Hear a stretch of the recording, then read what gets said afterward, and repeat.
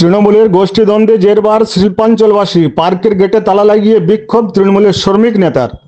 আসানসোলে জিটি রোডের পাশে দোকান উচ্ছেদ করে পার্ক বানানো হয়েছে। 41 জন দোকানদারকে উচ্ছেদ করার সময় আসানসোল পৌর নিগমের পক্ষ থেকে প্রতিশ্রুতি দেওয়া হয়েছিল প্রত্যেক দোকানদারকে পুনর্বাসন দেওয়া হবে, কিন্তু বছর কয়েক পেরিয়ে গেলেও 40 জন দোকানদার পুনর্বাসন পায়নি। তৃণমূল কংগ্রেসের শ্রমিক সংগঠনের নেতা রাজু আলওয়ালিয়া সরাসরি আসানসোল পৌর নিগমের ডেপুটি মেয়র ওয়াসিমুল হকের বিরুদ্ধে অভিযোগ করে যে এই পুনর্বাসনের পেছনে গভীর ষড়যন্ত্র রয়েছে। অপরদিকে আসানসোল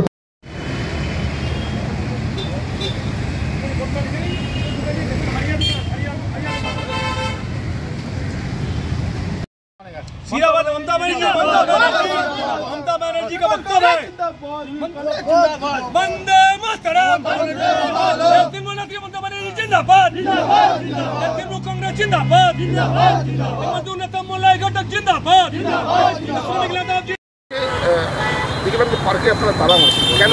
পার্কে তালা নেই, পার্কে মেন গেট হচ্ছে ওইটা, এটা মারা হয়েছে, এটা ইলিগাল দোকান ছিল, যেটা আসানসোলের ডেপুটি মেয়র ওয়াসিমুল হক নিজে ইচ্ছা মোতাবেক উনি ভাবছেন আসানসোল যে ওনার জাগির আছে, ওনার সালতানাত আছে, উনি এখানকার জমিদার, উনি যাকে খুশি দোকান দিয়ে দিয়েছেন, যে হকার নেই তাকেও বিএনআর দোকান দিয়ে দিয়েছেন, আর এখানে আসানসোল নার্সারিকে দোকান দিয়ে দিলেন।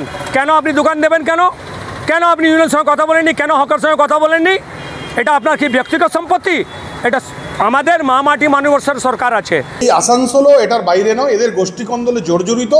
আসানসোল কর্পোরেশন একরকম সিদ্ধান্ত নেয় এবং এখানের যে আরেকটি গোষ্ঠী রয়েছে সেই গোষ্ঠী সেই সিদ্ধান্তকে কার্যকরী হতে দেয় না। আমরা দেখলাম হটন রোডের যে উচ্ছেদ হচ্ছিল, সেই উচ্ছেদ অভিযান ঢাকঢোল পিটিয়ে চালু হলো, তারপর সেটা বন্ধ হয়ে গেল।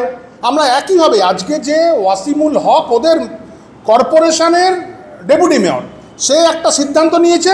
রাজু আলিয়া সে কে আপনারা দেখুন, একদম সরাসরি মেয়রের সঙ্গে এখানের এমএলএর সংঘাত দুই টিমের মধ্যে, এবং তাতে আসানসোলের জনজীবন ব্যাহত হচ্ছে।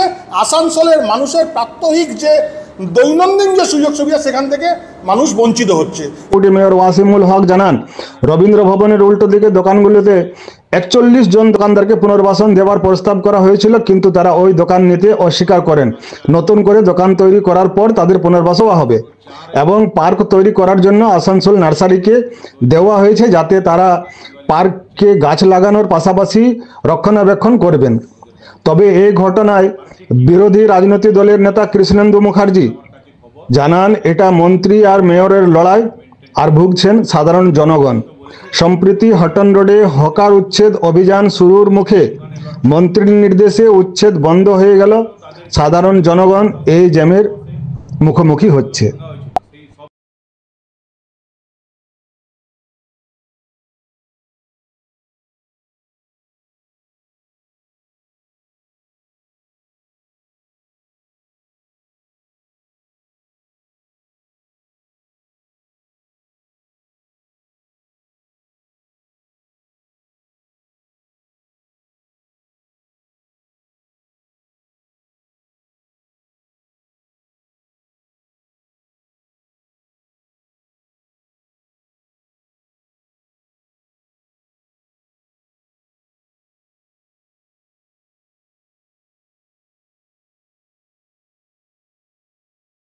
সব মিলিয়ে যতটা 53টা দোকান মধ্যে 21 জনের নাম আগে থেকে নামের তালিকা ঠিক ছিল, যে ওই রবীন্দ্র ভবনের মার্কেট যেটা দোকানটা হচ্ছিল তখন যে ওইখানে লোকগুলো ছিল তাদের যে নামগুলো দোকানগুলো ভাঙা হয়েছিল, সেই আগে আমাদের ডেপুটি মেয়র আগে বোর্ডেও ছিলেন আমার কলেজ ডেপুটি মেয়র অভিজিৎ ঘটক, ওনার সময় ওই 21 জনের তালিকা নাম তৈরি ছিল।